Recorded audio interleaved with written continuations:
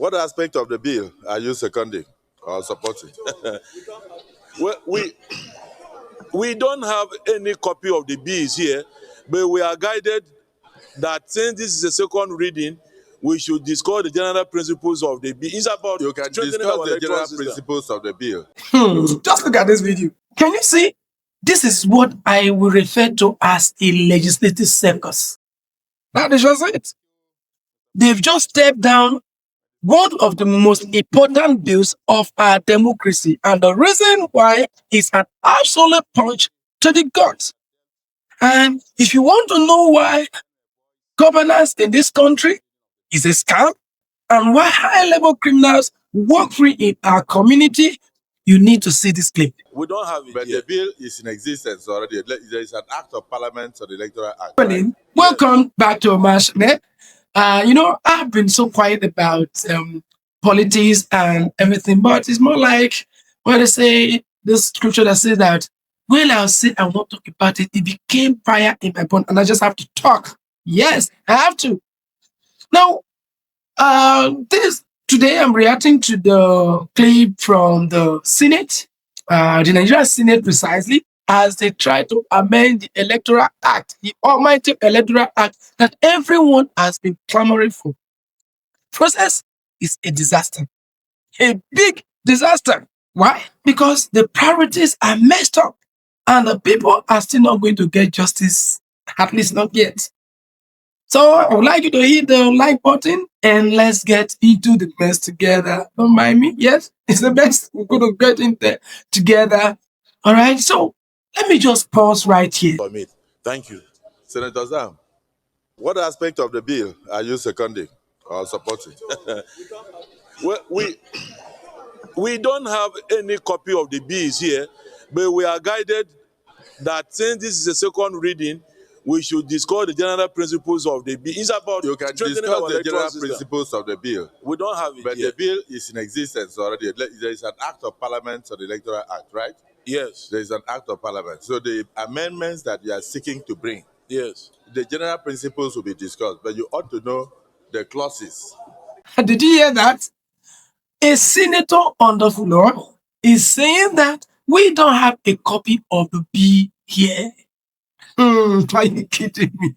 We don't have the copy of the bill here. And this bill has been worked on for a year. Don't forget, 1 full year. Yeah, the copy of the bill is not available. They had public hearing last week. What did they use to have the public hearing? We don't know. And then another thing they've said here is that the people who are supposed to be debating the general principles and the so-called nitty-gritty don't even have a copy. This is either, we can say this is the peak of incompetence, of course, and they were voted for, where the worst of the people rule.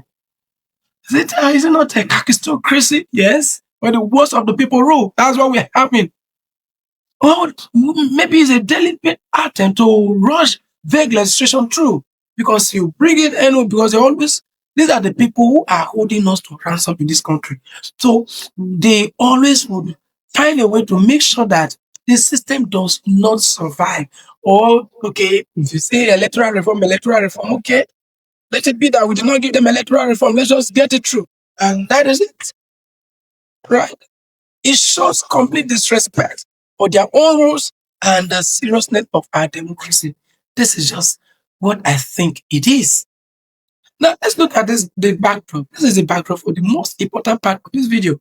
When the Senate, or the Senate President, Akpabio, told the story that, but let me not just say it, I want you to listen to the testimony from him. The question I'm asking, nobody has answered. The question I asked is, we have an act of parliament in existence called the Electoral Act. Am I right? Now we are seeking to amend it to bring it in line with the aspirations of Nigerians. Of particular to me is the fact that I was cheated in 2019 elections. And we went to court, and the court annulled the election. And in annulling the election, the court said the mutilations were terrible, and that whoever was the returning officer was a danger to civility and must be prosecuted. So the court ordered the prosecution of the electoral officer. But instead of prosecuting the resident electoral commissioner, they rather prosecuted the returning officer, a professor, from University of Calabar who had done 34 years in service. And he was sentenced to 3 years imprisonment. The same INEC resident electoral commissioner, working with some cohorts, changed the story and said the man was trying to assist Senator Godswill Akpabio. If the man was trying to assist Senator Godswill Akpabio, how come they burnt my votes in my local government? How come I was not announced as the winner? I kept quiet. So if we are amending the Electoral Act, the real offenders must be held responsible. Because at the level of a returning officer, the man can only announce what is collated from the collation centers. But a situation whereby the resident electoral commissioner sends security men to go and hijack the announcement to his office, which is against the Electoral Act.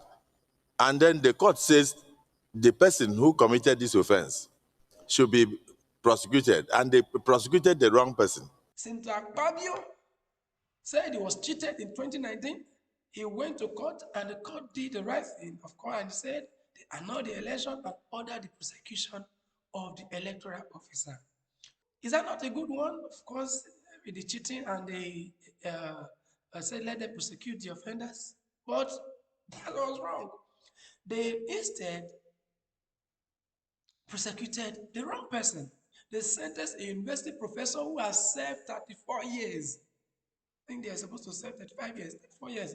So they now added 2 extra years for him to go and spend 3 years in prison. Meanwhile, the resident electoral commissioner, the person allegedly responsible for hijacking the results, walk free.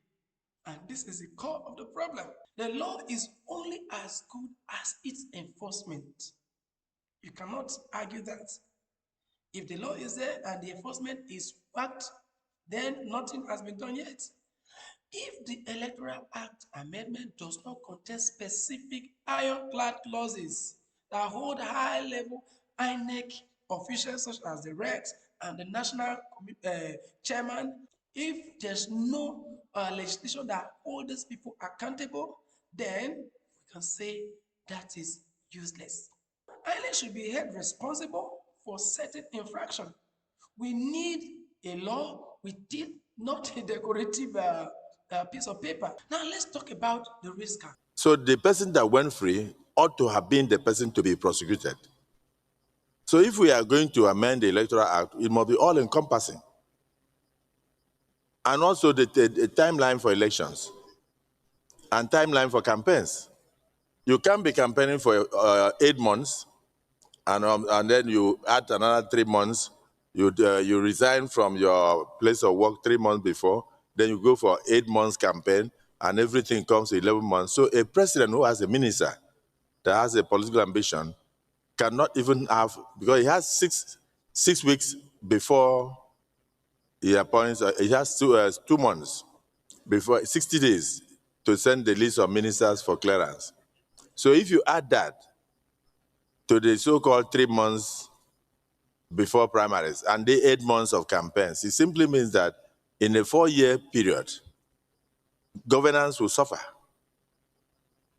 Those who are supposed to serve the public will not even have the opportunity to do it up to 3 years in a 4-year tenure of any administration. This is why we have no development. You have to resign 3 months before your party primaries, then you have 8 months campaign period, then that's nearly 11 months of national life consumed by politicking. So maybe the electoral reform can do some things to make the process a bit more sane. The campaign period has to be shortened. As you can see, our leaders are prioritizing perpetual electionary process over serving the people. So because of this, the bill was stepped down. They need to go into that closed door session and address the issues, which are one, INEC accountability, make reg and commissioner prosecutable, then the timeline, which should be drastically shortened. These are the things that the Senate President has raised. I'm thinking that for us to proceed with this, that we will not stop it immediately. Yes, sir. But I think we should go into closed session so that you can let us know the areas that you have been able to point out. Let's not be taken by surprise when we go for for public hearing. Distinguished colleagues, those in favor that this be stepped down until we go into closed session for further discussion, say aye. Those against say nay. The ayes have it. So this is hereby stepped down. Leader of the Senate. So, what do you think about this whole legislative drama? I would like you to share your thoughts in the comment section. Do you think it was right to have stepped the bill down for proper deliberation? Let's know in the comment section. To me, I think stepping it down for the issues that have been raised, I think they are quite valid. But the challenge I'm having here is now that it's been stepped down, how soon will the closed door meeting be concluded for them to do the needful? Because this electoral act has to be passed into law, and all the anomalies surrounding our electionary process have to be cleared so that we can have a sane government, maybe have a government that the people actually own. Not what we are saying in Nigeria today. That's where I'm going to leave you today on this outing. Till I come your way again, don't forget you're onto Omashone. See you in the next video. Don't forget to like, share, and subscribe to this channel. See you. Bye for now.